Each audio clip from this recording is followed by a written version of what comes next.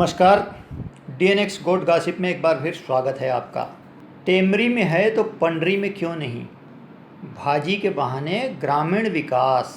भाजी के बहाने ग्रामीण विकास क्या है, चलिए आज इस पर। रायपुर राजधानी नगर निगम क्षेत्र और बीरगांव नगर निगम क्षेत्र में सख्त लॉकडाउन है।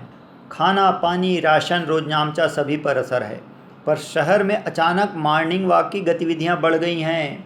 गॉसिप गोट की टीम ने खोज खबर ली तो सामने आया कि शहर में लॉकडाउन में भी उन्होंने ठिया खोज लिया है। उन्होंने, समझ गए ना आप, निगम नहीं तो पंचायत क्षेत्र ही सही, सेवा उपलब्ध है। बाकायदा दैनिक सेवन भोगी सुबह 5 बजे उठकर ठिया में पहुंचकर अपना क्रियाकर्म करके 9 बजे से पहले वापस। चखना गुटखा का जुगाड़ भी रास्ते में हो जाता है। घर वालों के टेढ़ी निगाह से बचने के लिए रास्ते के बाड़ी से 1 किलो सब्जी भाजी भी ले आते हैं।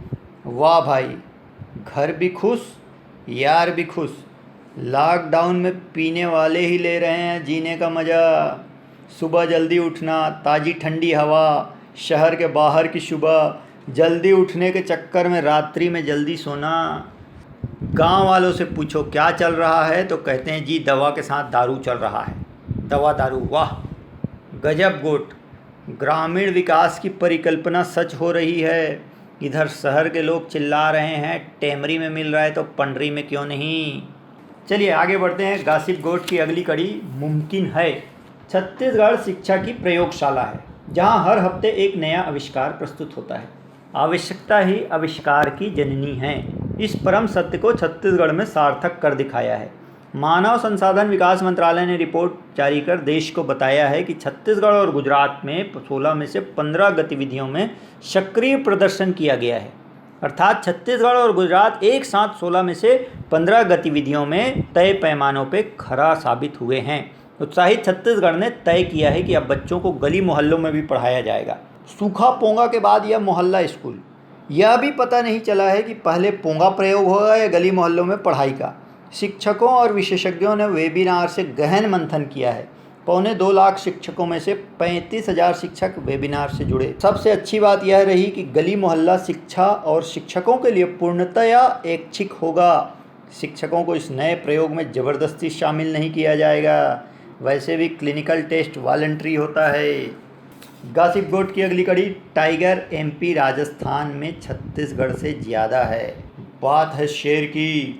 एक रिपोर्ट में बताया गया है कि छत्तीसगढ़ में 2014 में टाइगरों की संख्या जितनी थी अब उससे काफ़ी कम हो चुकी है, बल्कि जितनी बताई जा रही थी उससे भी कुछ कम ही दिखाई दिए और बाकी का अता पता नहीं है। मध्य प्रदेश और राजस्थान में छत्तीसगढ़ से ज़्यादा टाइगर हैं और वहीं से आवाज़ भी यदा कदा आती रहती है कि टाइगर अभी ज़िंदा है। वहाँ तो कई टाइगर हैं, इधर भी और उधर भी, मतलब जंगल में और सर्कस में, दोनों जगहों पर टाइगर जिंदा है।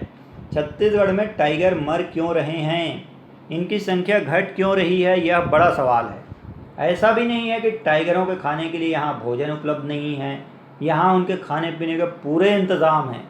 और ऐसा भी नहीं है कि उनका यहाँ शिकार किया जा रहा है।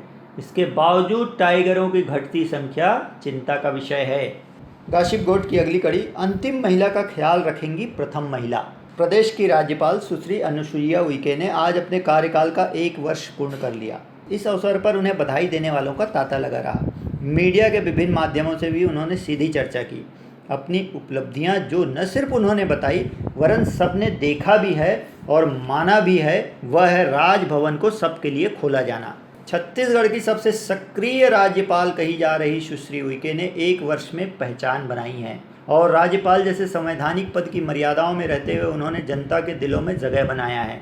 उन्होंने समानांतर सरकार चलाने के आरोपों को सिरे से खारिज करते हुए सबके लिए सरकार की बात कही। कुलपति नियुक्ति के विवादों और अन्य नियुक्तियों पर आपसी वार्ता से हल निकालने की बातें कहते हुए अंतिम महिला तक का ख्याल रखे जाने का वादा किया प्रथम महिला ने। उन्हें ढेरों मुबारकबाद।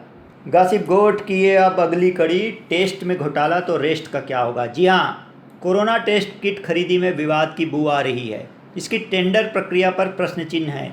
L1 नहीं R1 आधार बना है, अर्थात जिस फर्म में सबसे ज़्यादा रेट भरा उसे पात्र मान लिया गया है, सुपात्र मान लिया गया है।